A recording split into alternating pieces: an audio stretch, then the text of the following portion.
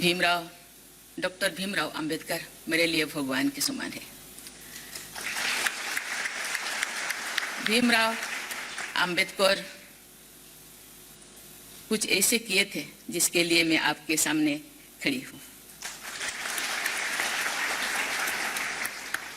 बाबा साहेब अंबेडकर के जीवन में जितना संघर्ष था उतनी ही उनकी उल्लेखनीय भी कार्य था। बचपन से ही मेधावी छात्र रहे डॉक्टर अंबेडकर ने अनेक चुनौतियों और बाधाओं का सामना करते हुए देश विदेश में श्रेष्ठ शिक्षा हासिल की। एक प्रसिद्ध विद्वान, मानवाधिकार कार्यकर्ता और कुशल वकील होने के साथ साथ वे स्वतंत्र भारत के संविधान निर्माता और देश के पहले कानून मंत्री भी थे। अपनी दूरदृष्टि के द्वारा उन्होंने अपनी व्यक्तिगत उपलब्धियां का इस्तेमाल और समाज कल्याण हेतु व्यवस्थाओं और प्रक्रिया को सुधारने के लिए किया। उनका जीवन मूल्यों और सिद्धांतों पर आधारित था। उनके आदर्श और मूल्यों से प्रेरणा लेकर आप सब कठिन से कठिन लक्ष्यों को भी साध कर सकते हैं। अब मैं जो बताना चाह रहा हूँ, हम में से कई लोग अम्बेडकर को अनुसूचित जातियों का नेता समझ लेते हैं। मैं उनके बारे में पढ़ाता हूँ तो सबसे कहता हूँ, जितनी लड़कियां बैठी हैं, विशेष रूप से हिंदू लड़कियां, सुबह सुबह उठते ही सबसे पहले उनकी मूर्ति पे ना एक फूल चढ़ा दिया कीजिए। अगर अम्बेडकर ना होते तो आज आप यहाँ ना होती, घर में चूल्हा चौका कर रही होती। अम्बेडकर का ये महत्व है, अभी समझाऊंगा क्या महत्व है। हिंदू महिलाओं की मुक्ति के लिए जितना काम अकेले अम्बेडकर ने किया उतना सब के सब बाकी लोगों ने मिलकर भी नहीं किया। इतना महत्व है उनका। और वो हिंदू शूद्र महिलाओं की बात नहीं कर रहे हैं, वो हर महिला की बात कर रहे हैं। अम्बेडकर अगर दबाव न बनाते तो नेहरू शायद हिंदू कोड बिल को टाल जाते। वो टाल नहीं पाए क्योंकि उसके पीछे अम्बेडकर अड़े हुए थे। अम्बेडकर ने कुछ कमाल तो संविधान में कर दिया। मूल अधिकारों में सबसे पहले 14 से 18 तक कौन सा अधिकार है? सबसे पहले समानता का अधिकार। अगर उदारवादियों की चलती पहले स्वतंत्रता का आता, फिर समानता का आता, पहले कौन सा आया? ये बड़ा महत्वपूर्ण है। और समानता के अधिकार की बात करते हुए अगर आप आर्टिकल 15 को पढ़ेंगे तो उसमें स्पष्ट रूप से लिखा है कुएं, मंदिर आदि उन सब पे सबकी एंट्री उपलब्ध होगी। आप समझ सकते हैं कि उसके पीछे का भाव क्या है, दर्द क्या है। आर्टिकल 17 सीधे सीधे इसीलिए है और स्पेशलताकांत किया जाता है। महात्मा गांधी ने खूब कहा कि पंचायती राज को महत्व देना, पंचायती राज को महत्व देना। बीच में चिट्ठी लिखते थे संविधान सभा को। महात्मा गांधी को पता लगा कि ये लोग पंचायती राज पे ध्यान नहीं दे रहे हैं। एक चिट्ठी लिख दी कि मुझे पता चला है कि आप लोग पंचायती राज पे कम ध्यान दे रहे हैं, मेरी सलाह है कि उस पर ध्यान ज्यादा दें। अम्बेडकर पंचायती राज के घोर विरोधी थे। उनको अच्छे से पता था कि पंचायत के नाम पे जो दबंगई होती है गांव के अंदर, वो सवर्ण पुरुषों की ही होती है। अगर आपने अपने गांव की पंचायत देखी हो, एक तो जो पंचायत अभी बनती है 73rd 74th अमेंडमेंट के तहत, 73rd के तहत, उसमें तो आरक्षण हो गया थोड़ा बहुत। आरक्षण के बाद भी स्थिति क्या है हमें पता ही है अच्छे तरीके से, है ना। आरक्षण के बाद भी क्या हालत है पता है। उस आरक्षण से पहले की पंचायतों को याद कीजिए जिसके लिए प्रेमचंद पंच परमेश्वर लिखे गए थे। उन पंचायतों में कभी कोई औरत दिखी आप लोगों को? हमेशा पुरुष ही दिखते हैं वहां पर। सारे के सारे सवर्ण बुढ़े पुरुष इकट्ठे हो जाते हैं। 3 शर्तें हैं उसमें होने की, सवर्ण होना, बुढ़ा होना, पुरुष होना। और अगर गांव के सवर्ण बुढ़े पुरुष सारे फैसले करेंगे तो समझ सकते हैं कि जो अवर्ण है उनके पक्ष में नहीं होगा, महिलाओं की भागीदारी होगी नहीं उसमें, और नवाचार की संभावना खत्म, सारे बुढ़े बैठे। ऋषि अम्बेडकर ने कहा कि असली अन्याय गांवों में होता है और यदि ग्रामीण समाज को अन्याय से मुक्त करना है तो पंचायती राज को सबसे पहले खारिज करना होगा। अंतर देखिए, गांधी जी कह रहे कि पंचायत के बिना देश बढ़ेगा नहीं, और ये कह रहे कि जिस तरह से देश को बढ़ाना चाहते हैं वैसे हम नहीं बढ़ाना चाहते, हमें वो अन्याय नहीं चाहिए, हमें पंचायत नहीं चाहिए। और फाइनली पंचायत हमारे देश में मतलब सिस्टम के तौर पे मूल संविधान में नहीं आ सकी। अम्बेडकर को खारिज करने वाले अम्बेडकर के पैर की धूल के बराबर भी नहीं है पढ़ाई लिखाई के मामले में। इसका प्रमाण यह है कि आपने ऐसे लोग देखे होंगे जिन्होंने master of arts, MA, MSc, हमको कुछ किया है। कुछ व्यक्ति PhD वाले देखे होंगे। मुझे पूरे भारतीय स्वाधीनता संग्राम में एक ही व्यक्ति दिखता है जिसने 1 नहीं, 2 नहीं, 4 PhD की थी, और वो डॉक्टर अम्बेडकर है। 4 PhD, जिनमें से इकोनॉमिक्स में 2 PhD उन्होंने, एक कोलंबिया विश्वविद्यालय से की और एक लंदन स्कूल ऑफ इकोनॉमिक्स से की। उसके बाद कानून पढ़ने का शौक सवार हुआ तो कोलंबिया विश्वविद्यालय से उसमें भी PhD, LLD जिसको बोलते हैं, वो हासिल की। और चौथी PhD उनको भारत में उस्मानिया विश्वविद्यालय से उनके कॉन्ट्रीब्यूशंस की वजह से मिली, जो उन्होंने एक बड़ा आंदोलन चलाया उसकी वजह से मिली। अम्बेडकर का कहना था कि आजादी का असली मतलब ये नहीं होता कि अंग्रेज चले गए, भारत के लोग आ गए। आजादी का असली मतलब है महिलाओं को आजादी मिले, दलितों को आजादी मिले, जो वर्ग वंचित हैं और ये सब वर्ग अंग्रेजों के होते हुए फिर भी उम्मीद में है कि अच्छे कानून बनेंगे। अंग्रेजों के जाने के बाद अगर रूढ़िवादियों का शासन आ गया, उसके बाद तो इनकी उम्मीद और ध्वस्त हो जाएगी कि इनके विकास के लिए कुछ होगा। इसलिए बहुत जरूरी है कि हिंदू कोड बिल पास हो। वो हिंदू कोड बिल को पास करने पर आमादा थे। वो तो संविधान में ही चाह रहे थे कि एक ही बार में यूनिफॉर्म सिविल कोड आ जाए। जब नहीं आ पाया तो अंत में आर्टिकल 44 पर सहमति बनी कि ठीक है, 44 में ये लिखते हैं कि राज्य प्रयास करेगा कि एक यूनिफॉर्म सिविल कोड की व्यवस्था हो। देश की संप्रभुता संसद के पास है, और अगर ऐसा कर दिया जाता कि एक ही बार इन दोनों का चुनाव होगा, सबको भेज दिया जाए कि चुनाव करके आना, 2024 में सब लोग जाओ चुनाव जीत के आना, और उसी समय अगर इमरजेंसी लग जाए तो ससुरा संभालने वाला कौन है? कोई नहीं। समझ में आया कि संविधान निर्माताओं का दिमाग खोपड़ा था, उन सबको खोपड़ा, समझ में गया कि नहीं? बहुत दिमाग वाले थे। ऐसे अंबेडकर साहब की पूजा होती है। जो संविधान को पढ़ लिया ना, संविधान को जिसने समझ गया ना, सबसे पहले वो अंबेडकर साहब को जाके कहेगा कहां है प्रभु। इतना तेज दिमाग का व्यक्ति। आप खुद से सोच के देखिए कि आगे आप लोग अभी इतने पढ़े लिखे ग्रेजुएट हैं आप लोग, या ग्रेजुएशन में होंगे, आप लोग को अच्छी शिक्षा मिली। सोचिए जब देश गुलाम था तो अच्छी सड़कें नहीं थी चलने के लिए। स्कूल, जिस अंबेडकर साहब को बाहर बैठाया गया था, स्कूल में घुसने नहीं दिया जाता, बाहर बैठ गया, बाहर से कितना तकलीफ में पड़े थे, बाहर कर दिया जाता था।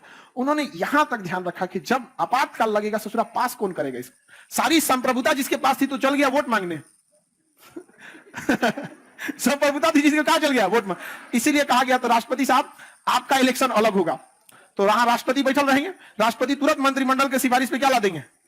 आपातकाल। और 30 दिन के अंदर कौन पारित कर देगा? राज्यसभा। उस समय लोकसभा पारित नहीं करेगी। लोकसभा बीजिए कहां पे? चुनाव में।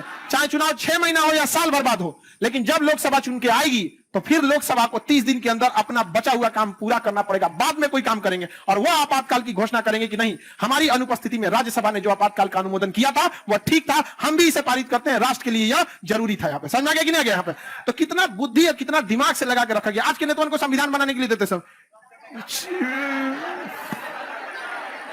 सब कौन चीज हॉस्टल चलाइए ना पाएगा सो देश चलाएगा सो। आजकल लोग को बस का नहीं था संविधान बना देना। यहाँ पे 72 years ago, Dr. Babasaheb B.R. Ambedkar, while delivering his last address to the Constituent Assembly, spoke about the monumental effort that the Assembly had invested in structuring our political democracy. But Dr. Ambedkar forewarned that our democratic ambition does not end with the framing of our Constitution.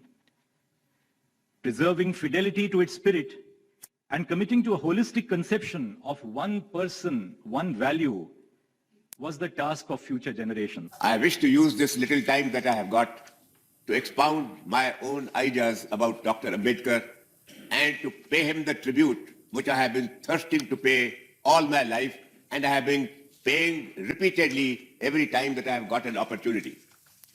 Sir, I believe that Dr. Ambedkar was one of the greatest constitutional experts that India has ever produced, and a tribute to his linguistic facility is evidenced by the fact that he was made the chairman of the drafting committee of the Constitution.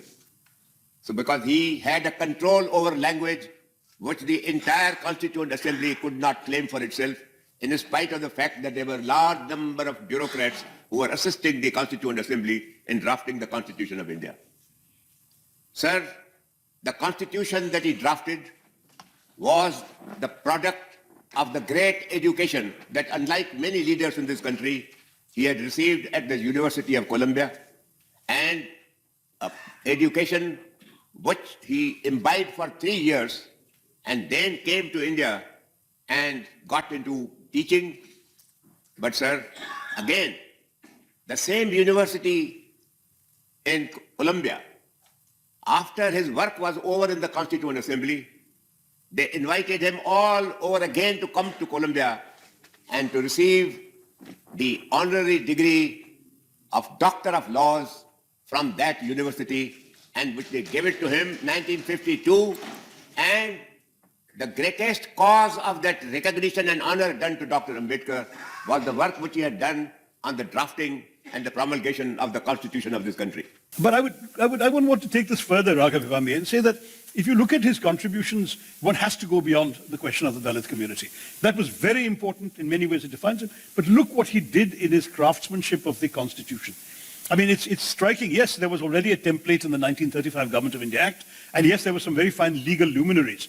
Brahmins all like Sir B.N. Rao and Gopalaswamy Iyengar and so on, who worked on drafts earlier. But in the drafting committee, of which there were 7 members, as T.T. Krishnamachari said in the Constituent Assembly, I think 2 had died and were never replaced. 1 was away on America and duty the entire time of the Constituent Assembly. Somebody else had some other mission. Somebody was sick and in bed. Basically, Ambedkar was it. He's the one who gave the final shape. He had to approve the final version of every article. He had to explain it and defend it before the Constituent Assembly. So to deny that his shape, the shape he gave the Constitution, was the most important is to deny a blatant and obvious fact. And some people try to deny. And in that process, he's the one, for example, who took a country that the British had ruled on the basis of communities, of communal divides, and converted it into one where the individual has agency, where the individual citizen has rights. That was a major contribution. He brought in a number of ideas reflecting his own social suffering of injustice. The idea of fraternity, which he kept insisting upon, that we are all equal citizens, we're all brothers and sisters in this country as one. We cannot accept social gradations and differences between us. That was an Ambedkar contribution. The affirmative action program, the world's first and farthest reaching affirmative action program for scheduled castes and tribes, that was another Ambedkar achievement. So when you look at all of this, it's really quite astonishing. Dr. Ambedkar could lift himself up and pen the words of the Constitution that protects the rights of all Indians. We believe that no matter where you live, whether a village in Punjab or the bylanes of Chandni Chowk, on an old section of Kolkata or a new high-rise in Bangalore, every person deserves the same chance to live in security and dignity, to get an education, to find work, to give their children a better future. See, Ambedkar is a stellar example of taking charge of one's own life. From the type of background that he came, the intellectual brilliance that he displayed, is an inspiration for any generation. So social disadvantages did not put him down. Whether he spoke about it much or not is not the point. That's his life, taking charge of his life and becoming unstoppable no matter what kind of background you come from. एक दलित मां का बेटा जन्म से जीवन तक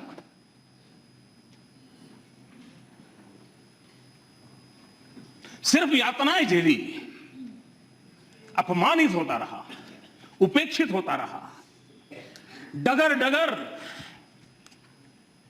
उनको सहना पड़ा। उसी व्यक्ति के हाथ में जब देश के भविष्य का दस्तावेज बनाने का अवसर आया तो ये पूरी संभावना होती, वो हम जैसा अगर मनुष्य होता तो, कि वो कटुता, वो जहर कहीं न कहीं प्रकट होता, बदले की कहीं आग निकल आती, कहीं भाव निकल आता। लेकिन ये बाबा साहब आंबेडकर की ऊंचाई थी कि जीवन भर झेला, लेकिन संविधान में कहीं पर वो बदले का भाव नहीं। ये उस महानता, उस व्यक्तित्व की ऊंचाई है जिसके कारण ये संभव होता है। वरना हम सब जानते हैं, हम मनुष्य हैं, हमको मालूम है एक शब्द भी ऐसा चुप जाता है, निकलता नहीं है। जीवन में कितनी ऊंचाई होगी, भीतर की सोच कितनी मजबूत होगी कि उस महापुरुष ने उन सारे जहर को पी लिया। बाबा साहब के बारे में कुछ भी बोलना मुझे ऐसे लगता है कि जैसे सूरज को रोशनी दिखाना होगा। हम अपने घर में नियम और कायदे नहीं बना सकते और उन्होंने इतने बड़े हिंदुस्तान का कॉन्स्टिट्यूशन, संविधान लिख डाला। देखिए, आजादी जीतना एक बात होती है, आजादी पाना एक बात होती है, लेकिन आजादी को संभालना बहुत मुश्किल है। इन्हीं के संविधान की वजह से आज हम सब लोग सुरक्षित महसूस करते हैं, even the small, big, all the gents. दोस्तों, आपके साथ मैं कुछ विचार शेयर करना चाहता हूं जो मेरे मन में है बाबा साहेब के बारे में। मुझे हमेशा वो एक ऐसे महापुरुष नजर आए जो सिर्फ दलितों के लीडर, मैंने कभी उनको नहीं माना, मैंने उनको अपना खुद का लीडर माना। वो न सिर्फ हमारे देश के लीडर हैं लेकिन पूरे विश्व के लीडर हैं, क्योंकि वो हमको इंसानियत सिखाते हैं, जो सबसे बड़ी चीज है इंसानियत। उनकी जो सीख है समानता की। मुझे लगता है कि हर इंसान जो, चाहे वो दलित ना भी हो, पीड़ित हो, शोषित हो, तकलीफ में हो, अंडर प्रिविलेज्ड हो, उन सब के लिए वो बहुत ही एक प्रेरणा थे। उन्होंने एक उम्मीद की किरण थे और उन सबको उन्होंने रास्ता दिखाया। और हर इंसान को जो इंसानियत में यकीन रखता है, जो इंसानियत को अपना धर्म मानता है, वो सारे लोग मुझे लगता है कि बाबा साहेब के फॉलोअर्स हैं। मुझे खुद बहुत उनसे प्रेरणा मिली है। दो चीजें मुझे बहुत खास लगती हैं बाबा साहेब के बारे में। एक ये कि जब भी मैं कभी दिक्कत में होता हूं, कभी मुश्किल में होता हूं, कभी मैं किसी चीज के लिए आवाज उठाता हूं जो मुझे सही लगती है, या और भी कोई बात जहां मुझे हिम्मत दिखाने की जरूरत पड़ती है, जहां मुझे उस सिचुएशन में कभी डर लगता है, मैं हिम्मत हारने लगता हूं, तब मैं बाबा साहब के बारे में सोचता हूं। क्योंकि वो एक इंसान थे जिन्होंने कभी हिम्मत नहीं हारी। चाहे उनके सामने कितनी भी बड़ी कठिनाई हो, कितना भी बड़ा चैलेंज हो, उन्होंने अपना संघर्ष हमेशा जारी रखा। वो निडर थे। और उनकी ये एक खास क्वालिटी है जो जिससे मुझे बड़ी प्रेरणा मिलती है। दूसरी जो क्वालिटी मुझे उनकी बेहद पसंद है, वो है इनके दिल में जो प्यार था, जो प्रेम था। अपने लिए तो हम सब सोचते हैं, अपने परिवार के लिए हम सब सोचते हैं, अपने दोस्तों के लिए हम सब सोचते हैं, लेकिन बहुत ही रेयर वो इंसान होते हैं जो और लोगों के बारे में सोचते हैं, जो सबके बारे में सोच सकते हैं। तो आप सोचिए कि ऐसा इंसान, उसके मन में कितनी संवेदनशीलता, कितना प्यार होगा उसके दिल में कि वो इंसानियत के लिए सोच सकता है। ये दो चीजों से मुझे हमेशा उनसे बहुत ही प्रेरणा मिली है। मैंने हमेशा कोशिश की है कि जो संविधान उन्होंने लिखा है उस पर मैं चलूं, और उनके मन में जो सपना था समाज के लिए, उसे हमें अगर पूरा करना है, और हम में से बहुत ऐसे लोग हैं जो इसमें कोशिश कर रहे हैं, यकीनन वो आज हमें देखकर खुश हो रहे होंगे, लेकिन अगर हम चाहते हैं कि वो सपना उनका सच हो, और जो होगा जरूर, तो हमें उनके दिखाए हुए रास्ते पर चलना है। ये कानून सबके लिए एक है, वह हिंदू हो, मुसलमान हो, सिख हो, ईसाई हो, सबके लिए है। तो संविधान से बड़ा कोई नहीं है, क्योंकि पता था कि तुम लोग संविधान हमारे को ऐसा, हमारे को लिए ये, इसके लिए ना एक बाप था जिसका नाम था परम पूज्य भारत रत्न डॉक्टर बाबा साहेब आम्बेडकर। इन्होंने संविधान लिखा था। उनको मालूम था कि आगे चल के हमारे लिए ये कानून, हमारे लिए वो कानून ऐसा होगा। इसके लिए उन्होंने सबको एक ही संविधान बड़ा अच्छा बनाया, और वो संविधान पे ये देश चल रहा है। तो संविधान सबके लिए एक है। आईएएस से लेकर भगवान तक बना सकता है, इतनी पावर है एजुकेशन में। इसीलिए मैं डॉक्टर अंबेडकर को बहुत मानता हूं, बहुत। मतलब मैं जहां भी बोलूंगा, एक बार मैं डॉक्टर अंबेडकर का नाम लूंगा ही लूंगा। उसकी सिर्फ एक वजह है कि दुनिया में जितने भी सप्रेस्ड लोग हैं, सप्रेस्ड, वो आदमी जातिवादी नहीं है। और अंबेडकर जी को आप किसी जाति में ब्रांड नहीं कर सकते। वो आदमी हर उस आदमी के लिए सहारा है जो इस जीवन में अपना मुकाम बनाने के लिए स्ट्रगल कर रहा है। और उनकी एक लाइन है जो मेरे जहन से शायद ही, और उनसे कभी नफरत मत करना, उनसे कुछ सीखो। उनकी लाइन है ना कि शिक्षा शेरनी का दूध है, जो पिएगा वो दहाड़ेगा। आज जो तुम ये देख रहे हो, ये सिगरेट की वजह से नहीं है, ये शराब की वजह से नहीं है, ये शिक्षा की वजह से है। Today, I am reminded the words of spoken by Baba Saheb Dr. B.R. Ambedkar on the 25th November 1949 in the Constituent Assembly while moving the motion for adoption of the draft constitution.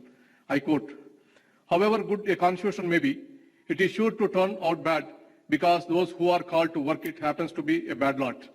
However bad a constitution may be, it may turn out to be good if those who are called to work it happen to be a good lot." As we all know, the Constitution of India is a living document and has stood the test of time.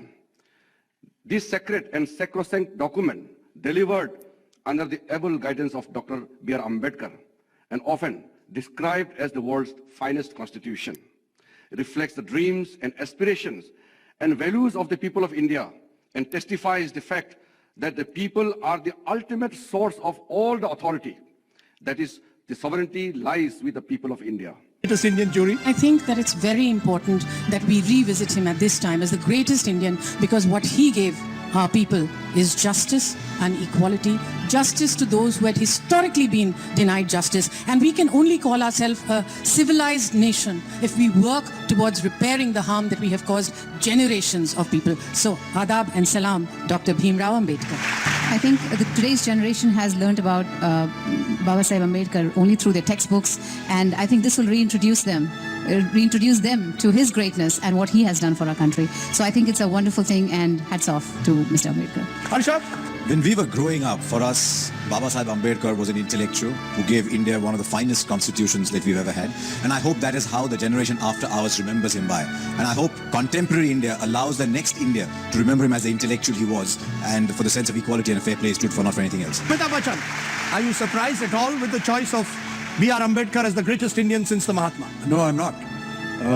I just feel that in a country as diverse as ours, and with so many restrictions and so many problems that Shabana has been mentioning about, for someone to structure a constitution that is going to take care of it, and for so many other greats that came after him to follow that constitution to the T, is the greatness of Baba Saheb Ambedkar. I now request Ambassador Syed Akbaruddin, the permanent representative of India to the United Nations, to deliver the opening remarks. We gather here today to trace the imprints of Dr. Ambedkar's visionary thinking as we venture to fulfill the promise of leaving no one behind. As Dr. Ambedkar saw the issue of equality of opportunity and also of an egalitarian ethos as being fundamental to having a society being able to have a notion of solidarity, being interdependent, and therefore also securing the vision and the dream of modern India. His work and vision have gone a long way in achieving far-reaching change and addressing long-standing injustices in India. Born in the family of an untouchable, B.R. Ambedkar rises to become the chairman of India's Constitution Drafting Committee. And this is really the poetry of an inspired constitution crafting project. And I found the same values in India that I had at home in Washington, D.C., and that is that one should contribute to one's community, and the community could be as big as the world. The Bharat interface for payment, it's an app, it's a mobile app which basically enables mobile-to-mobile payments. And very aptly named Dr. Ambedkar, who wanted to take everyone along. A very specific scheme is the Stand Up India scheme, which is an entrepreneurship development scheme for SC, scheduled caste and scheduled tribes people of India. Can we truly apply the principle, leave no one behind, and reaching the furthest behind first in all our considerations? And throughout the constitution making process of 10 years of this process, the thoughts, vision of Dr. Ambedkar has been truly inspirational. Many of us learned a lot from the rich life and teachings and contribution of Mr. Ambedkar, and I think he is an icon in South Asia. Personally, for me, it is an extreme joy to be sitting in the United Nations and talking about Dr. Baba Saheb Ambedkar, because a little over 19 years ago, I graduated from the Dr. Baba Saheb Ambedkar College of Law, Nagpur University. Member from Mississauga, Brampton South. Mr. Speaker, recently I had the pleasure of attending 126th birthday celebration of Dr. B.R. Ambedkar in my great riding of Mississauga, Brampton South. Dr. Ambedkar was the architect of Indian Constitution. Born in a Mahar family, considered an untouchable caste, he became a victim of India's evil caste system. Dr. Ambedkar's life proves that birth in so-called untouchable caste doesn't define success. It was his education and a valiant fighting spirit against evil, coupled with the lofty goal of building a society without discrimination based upon color, caste, creed, and gender that defined his life's success. He was the first Indian who earned a PhD abroad in 1917. In fact, he earned 4 PhDs, including one from London School of Economics, and his education at the Columbia University. Dr. Ambedkar's life is a portrait of true revolutionary spirit and of an intellectual of great depths. He was a jurist, economist, politician, and a social reformer. He dedicated his entire life fighting against caste discrimination, gender inequality, and for the upliftment of economically marginalized. भारतीय संविधान के निर्माता Bharat Ratna doctor Ambedkar भारतीय देश के निर्माता थे हैं और रहेंगे। भारतीय संविधान के निर्माता डॉक्टर अंबेडकर ने संविधान का निर्माण करके देश को एक ऐसा वातावरण दिया जिससे सभी धर्म और जातियों के लोग मिलकर देश का निर्माण कर सके। बाबा साहब, सलाम।